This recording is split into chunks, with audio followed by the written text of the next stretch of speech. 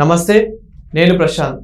America Trump Bharat మీద తీసుకునే నిర్ణయాలను బట్టి ఇప్పుడు హైదరాబాద్ అమరావతి రియల్ ఎస్టేట్ మరి ఎఫెక్ట్ ఎలా ఉండబోతుంది?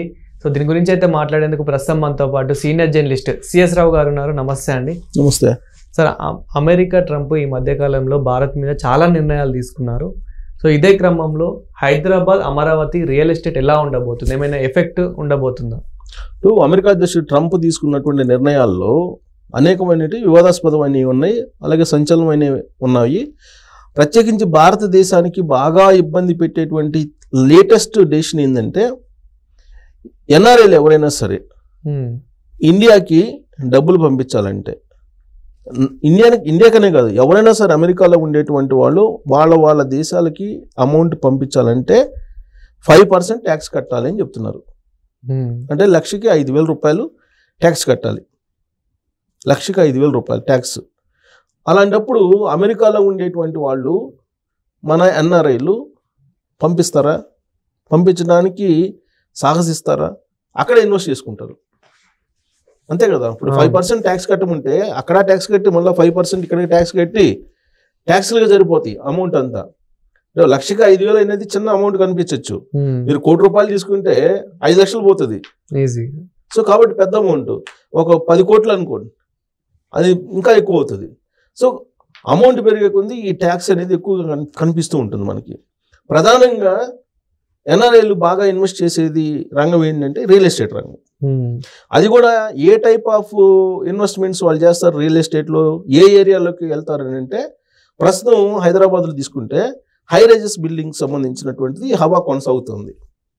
ఈ హై రైజెస్ బిల్డింగ్లో ఇన్వెస్ట్ చేస్తారు, పోటీపడి హై రైజెస్ని కొంటున్నారు. ఆ కొనే వాళ్ళలో ఎక్కువగా ఎన్ఆర్ఐలు లేదంటే ఎన్ఆర్ఐ రిలేటెడ్ ఫ్యామిలీస్ వాళ్ళే ఉన్నారు. ఎందుకంటే పిల్లలు అక్కడ పంపిస్తారు, పిల్లలు అక్కడ జాబ్ చేస్తుంటారు, వాళ్ళు ఇక్కడికి డబ్బు పంపిస్తే ఇక్కడ ఇన్వెస్ట్ చేస్తుంటారు తల్లిదండ్రులు. ఇలా ప్రతి గ్రామంలో కూడా ఒకళ్ళిద్దరు ఉన్నారు ఇలాంటి వాళ్ళు. సో కాబట్టి ఎక్కువ ఇన్వెస్ట్మెంట్ రియల్ ఎస్టేట్లో ఎన్ఆర్ఐలదే ఉంటుంది, ప్రత్యక్షంగా కానీ పరోక్షంగా కానీ. ఇప్పుడు తాజాగా ట్రంప్ అనౌన్స్ చేసినటువంటి దాని ప్రకారం అమెరికాలో పుట్టినటువంటి వాళ్ళు తప్ప గ్రీన్ కార్డు హోల్డర్స్ అయినా, H1B ఉన్నటువంటి వాళ్ళైనా, EB-5 ఉన్నటువంటి వాళ్ళైనా, I వీసా ఉన్న వాళ్ళైనా, లేదా ఏ టైప్ ఆఫ్ వీసా ఉన్న వాళ్ళైనా సరే ఈ ట్యాక్స్కి ఖచ్చితంగా బద్దులై ఉండాల్సిందే. ఒక్క అమెరికాలో పుట్టినటువంటి అమెరికా పౌరులు తప్ప, అమెరికాలో పుట్టగానే పౌరసత్వం ఇస్తారు, అమెరికాలో పుట్టినటువంటి వాళ్ళు తప్ప మిగతా వాళ్ళు ఎవరు అకౌంట్ నుంచి ఆయా దేశాలకి డబ్బులు పంపించినా కానీ ఈ ట్యాక్స్ వర్తింపబడును అని చెప్పి ట్రంప్ అనౌన్స్ చేశారు. ప్రత్యేకించి ఇండియా పీపుల్ మీద ఎంతమంది మీద ఈ ఎఫెక్ట్ పడే అవకాశం ఉందని అంచనా కూడా వేశారు. 45 లక్షల మంది మీద ఈ ఎఫెక్ట్ పడుతుందని చెప్పి తెలిసారు. అమెరికాలో ఉండేటువంటి వాళ్ళలో ఇక్కడికి పంపించేటువంటి వాళ్ళు 45 లక్షల మంది ఈ నిర్ణయానికి ఖచ్చితంగా లింక్ అయి ఉన్నారు అని చెప్పి తెలుస్తున్నారు లెక్క. కొంచెం అటు ఇటు ఉండొచ్చు, బట్ 45 లక్షల మంది ఎఫెక్ట్ అయ్యే అవకాశం ఉందని. అంటే ఆ 45 లక్షల మంది ఎఫెక్ట్ అయ్యేటువంటి నిర్ణయం ట్రంప్ తీసుకున్నాడని అంటే, మరి రాబోయేటువంటి రోజుల్లో ఇక్కడికి పంపిస్తారా అన్న డబ్బులు? పంపించే అవకాశం లేదు, తగ్గిస్తారు. ఒకళ్ళు పంపించినా కానీ తగ్గించే అవకాశం ఉంది. మరి ఇలాంటి పరిస్థితుల్లో వాళ్ళు ఇన్వెస్ట్ చేసేటువంటి రంగం రియల్ ఎస్టేట్ ఎలా ఉంటుంది, ఎలా ఉండే అవకాశం ఉంది అని అంటే ఖచ్చితంగా కుప్పగూలే అవకాశం ఉంది. పైగా హై రైజెస్, ఎక్కువగా గేటెడ్ కమ్యూనిటీ లేదు, విల్లాస్ లేదు, హై రైజెస్, ఇవే కదా ఎన్ఆర్ఐలు ఇన్వెస్ట్ చేసేది మెయిన్ ఇదే. ఇప్పుడు గేటెడ్ కమ్యూనిటీకి కూడా వెళ్తలేదు వాళ్ళు హై రైజెస్ లేదంటే విల్లాస్కి వెళ్తున్నారు.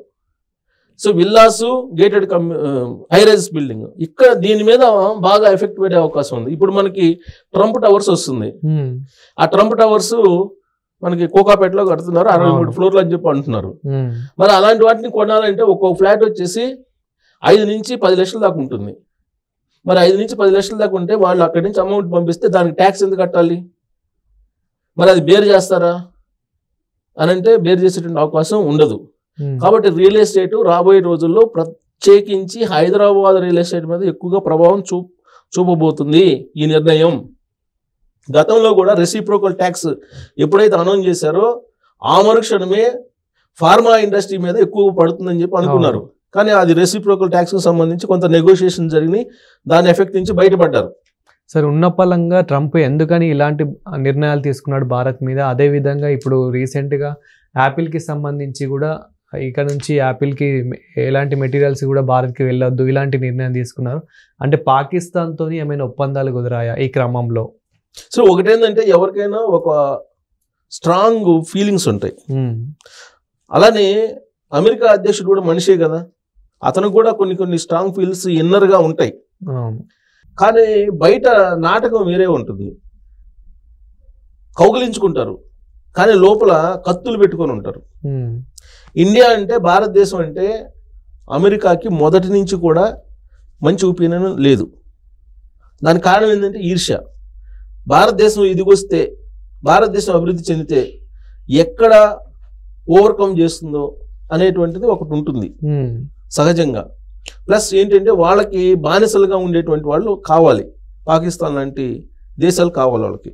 అందుకే పాకిస్తాన్ మీద ప్రేమ ఎందుకు వస్తుందంటే భారతదేశం మీద ఉన్నటువంటి ఈర్ష్య కారణంగా దాని మీద ప్రేమ. సో ఇప్పుడు లేదంటే ఒక అమెరికా అధ్యక్షుడు యాపిల్ కంపెనీ మీరు ఇక్కడ పెట్టద్దు, భారతదేశంలో మీరు అమెరికాలో పెట్టండి, భారతదేశంలో పెట్టడానికి లేదు, భారతదేశంలో వాళ్ళు కోఆపరేట్ చేసుకోగలరు, వాళ్ళని ఆదుకోగలరు అనేటువంటి కామెంట్ చేశారు ఆయన.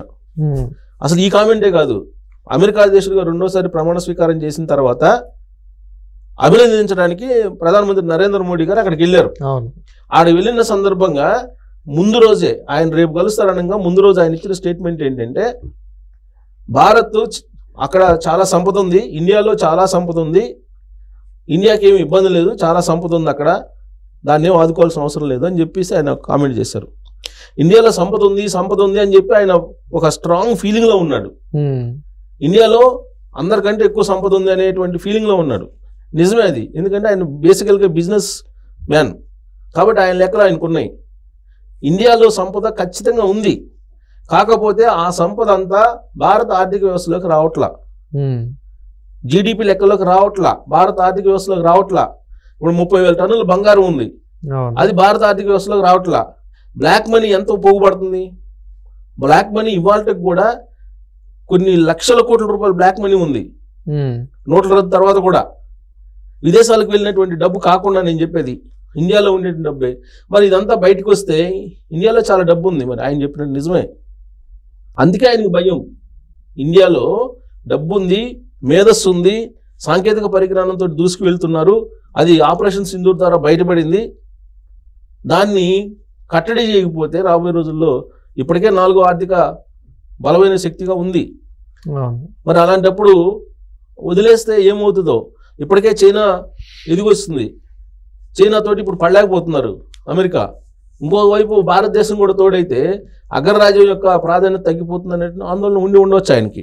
సరే, ఆయనకి ఏం ఆందోళన ఉన్నా కానీ వీలున్నంత వరకు ఆయన ఎన్నికల క్యాంపెయిన్లో చేసినటువంటి ప్రచారం ఏదైతే ఉందో దాన్ని ఆయన ఫాలో చేస్తున్నాడు.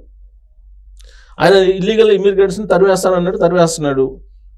తర్వాత బై బర్త్ పుట్టినటువంటి వాళ్ళకి అక్కడ పౌరసత్వం ఉండదన్నారు, దాని మీద నిర్ణయం తీసుకున్నారు, ఎగ్జిక్యూటివ్ ఆర్డర్స్ ఇచ్చారు, దాని మీద కోర్టులో కేసులు నడుస్తున్నాయి. ఇప్పుడు తాజాగా ఏంటి, ఈ ట్యాక్స్ తీసుకొచ్చారు. దీని ప్రభావం ఎక్కువగా ఎక్కడ పడుతుందంటే మేజర్ సిటీస్ మీద పడుతుంది.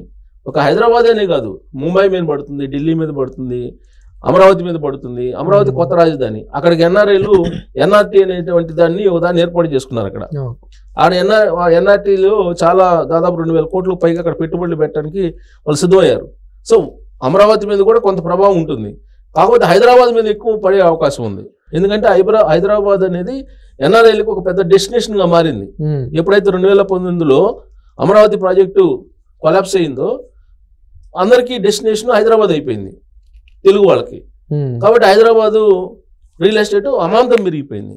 ఇప్పుడు తాజాగా ట్రంప్ తీసుకున్న నిర్ణయంతో ఇప్పటికే కుప్పగూలినటువంటి హైదరాబాద్ రియల్ ఎస్టేట్ ఇక అది వెంటిలేటర్లకు వెళ్ళిపోయే అవకాశం కూడా ఉంది. ఇప్పట్లో లేసేటువంటి అవకాశం ఉండదు. ఇప్పట్లో అసలు కోలుకునే పరిస్థితి కూడా ఉండకపోవచ్చు అనేది రియల్ ఎస్టేట్ రంగ నిపుణులు ఆందోళన చెందుతున్నారు. నిన్న ట్రంప్ చేసినటువంటి నిర్ణయం కారణంగా ట్యాక్స్ అనేది ఇంప్లిమెంట్ చేస్తే 5% ట్యాక్స్. ఇంకా ఫండ్స్ ఎక్కడి నుంచి వస్తాయి, కొనుగోళ్ళు ఎక్కడ జరుగుతాయి?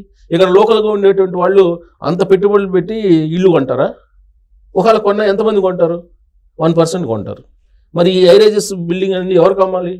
కాబట్టి రియల్ ఎస్టేట్ ఇప్పట్లో కోలుకునే అవకాశం లేదు. హైదరాబాద్లో, అమరావతిలో కూడా దాని ప్రభావం ఎంతో కొంత ఉంటుంది, అక్కడ ఉండకుండా ఉండదు. సో ట్రంప్ తీసుకున్న నిర్ణయం తెలుగు రాష్ట్రాల్లో చెప్పుకోవాలంటే రియల్ ఎస్టేట్ని కుదేలు చేయబోతుంది అని చెప్పి మనం విశ్లేషణ చేసుకోవచ్చు. Thank you sir. Thank you.